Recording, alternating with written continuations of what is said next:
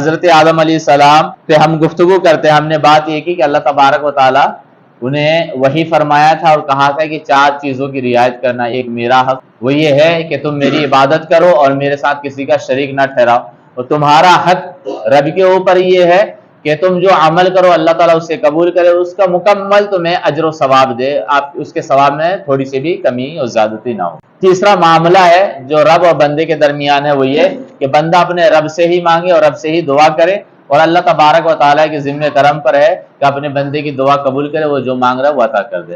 چوتھا یہ کہ جو ہم اپنے لیے پسند کریں وہی اپنے بھائیوں کے لیے پسند کریں، اور یہ کہ ہم جیسا چاہتے کہ ہمارے ساتھ سلوک کیا جائے ویسا ہی سلوک ہم اپنے مومن بھائی کے ساتھ کریں۔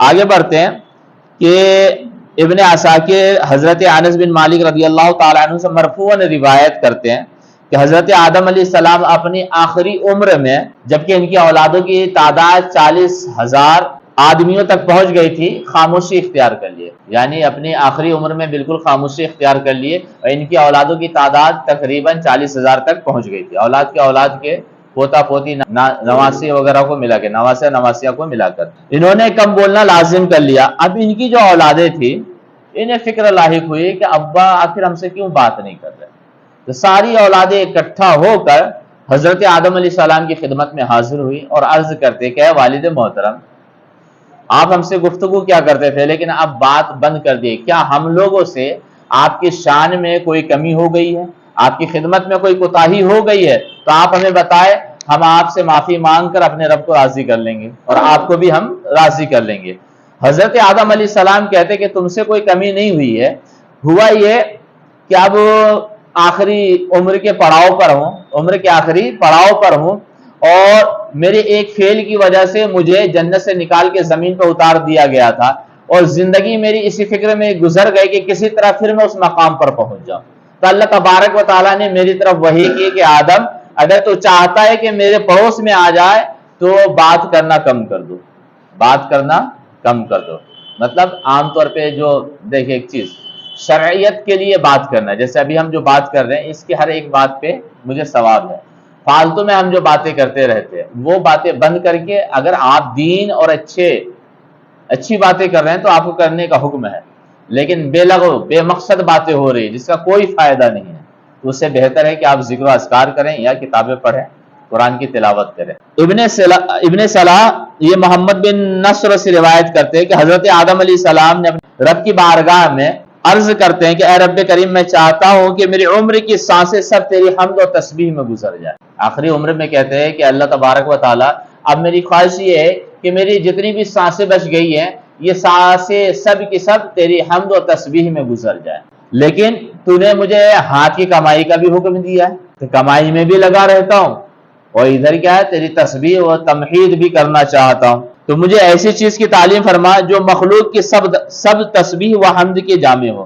کہتے پھر ایک ایسا کلمہ بتا دے کہ مخلوق جتنی تسبیح اور حمد کرتی سب کو وہ کلمہ کیا ہے شامل ہو۔ تو اللہ تبارک و تعالیٰ وہی فرماتا ہے کہ صبح شام کے وقت ان کلمات کو 3 بار کہا کرو، الحمدللہ رب العالمین حمدا یوافی نعمہ ویکافی مزیدہ۔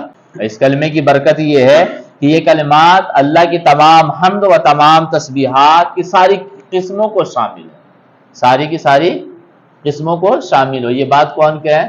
شاہ عبدالعزیز محدث دہلوی تفسیر عزیزی کے اندر۔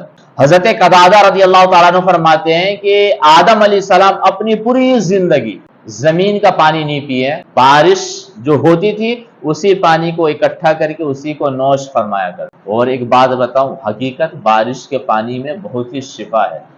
آپ کوئی ایسا انتظام کریں کہ چھت کو بالکل صاف رکھا کریں، جب بارش ہو تو اس کے پانی کو اکٹھا کر لیا جائے، اسے پینے کے استعمال میں لایا جائے، اس سے بہت ساری بیماریوں کا دفاع ہوتا ہے۔ لیکن ہم لوگ اس پہ کیا غور و فکر کرنا جی، ہاں جمع کر کے رکھ لینا چاہیے، وہ پانی خراب بھی نہیں ہوتا وہ پانی، لیکن بارش کے پانی کی فضیلت زیادہ ہے۔ تو آپ دیکھیں کہ ہمارے والد محترم حضرت آدم علیہ السلام کا طریقہ یہ رہا کہ جب تک دنیا میں رہے وہ بارش کا پانی ہی نوش فرمائے ہیں۔ ابن ابی شیبہ یہ کعب احبار سے روایت فرماتے ہیں کہ سب سے پہلے جس نے روپیہ اور اشرفی بنائی حضرت آدم علیہ السلام کی ذات ہے۔ حضرت آدم علیہ السلام کی ذات سب سے پہلے یہ روپیہ اور اشرفی بنائے ہیں۔ ہم یہاں ختم کرتے ہیں اور انشاءاللہ ہم آگے بات کریں گے کہ ان کے وفات کا جو وقت تھا، یہ کہتے ہیں اپنے بیٹوں سے فرمائش کرتے ہیں. اب دیکھیں انبیاء کرام کی جو وفات کا وقت آتا ہے تو اللہ تبارک و تعالیٰ کس انداز میں ان کے اوپر کرم فرماتا ہے. آپ دیکھے ہوں گے کہ دنیا سے کوئی بھی جاتا ہے تو ہم پوچھتے ہیں کیا کھانے کا ارادہ.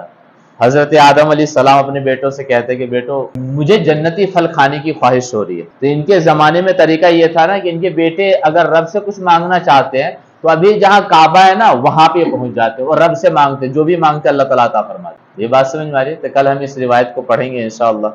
کوئی سوال ہے تو کریں. ایک چیز یہ سوال سمجھے، غیر مسلموں کا کھانا تو کیسا. ایک چیز ہمیشہ یاد رکھیے، مسلم ہو یا غیر مسلم ہو، ضروری یہ ہے کہ جس کا ہم کھانا کھا رہے ہیں یہ یقین کامل ہو کہ حلال پیسے کا ہی. سوال سمجھے، سوال یہ ہے کہ غسل واجب ہے یعنی وہ ناپاک ہے، وہ قرآن کی آیت پڑھ سکتا ہے کہ نہیں، کہ حالت ناپاکی میں قرآن کی تلاوت منع ہے. یہاں تک کہ بسم اللہ الرحمن الرحیم ہم جو پڑھتے ہیں نا، قرآن کی آیت نہیں بلکہ ذکر کی نیت سے ہم پڑھتے ہیں. ذکر کی نیت سے قرآن کے الفاظ کو ہم پڑھ سکتے ہیں. یہ بات سمجھ میں آ رہی؟ حالت ناپاکی میں ذکر کی نیت سے ہم قرآن کے الفاظ کو ہم پڑھ سکتے ہیں، لیکن قرآن کی آیت ہونے کی حیثیت سے ہم نہیں پڑھ سکتے، وہ سخت منع ہے. آپ پاکی حاصل کریں اور فوراً، اور یہ بھی کوشش کرنی چاہیے کہ ناپاک ہونے کے بعد فوراً کوشش کرے کہ ہم غسل کر لیں تاکہ انسان پاک رہے. پاک گھر میں فرشتے آتے ہیں، فرشتے اس گھر میں داخل نہیں ہوتے جس گھر میں کوئی جنوبی ہو. جنوبی کا مطلب جس کے اوپر غسل فرض ہے. اور دوسرا یہ کتا ہو، جس گھر میں کتا ہو اور جنوبی ہو وہاں پہ رحمت کے فرشتے نہیں آتے. یہ بات سمجھ میں آ جائے. لیکن ابھی ہوتا یہ ہے کہ انسان رات کو ناپاک ہو جاتا ہے، صبح ایک دم فجر چھوڑ چھاڑ کے لیٹا رہتا ہے، وہاں تک کا انتظار نہ کرے. یہ بات سمجھ میں آ رہی ہے؟ فوراً غسل کرے، پاک ہو، پھر آرام کرے. ہاں جائز ہے، یہ نہیں کہہ رہا ہوں کہ ناجائز ہے یا حرام ہے.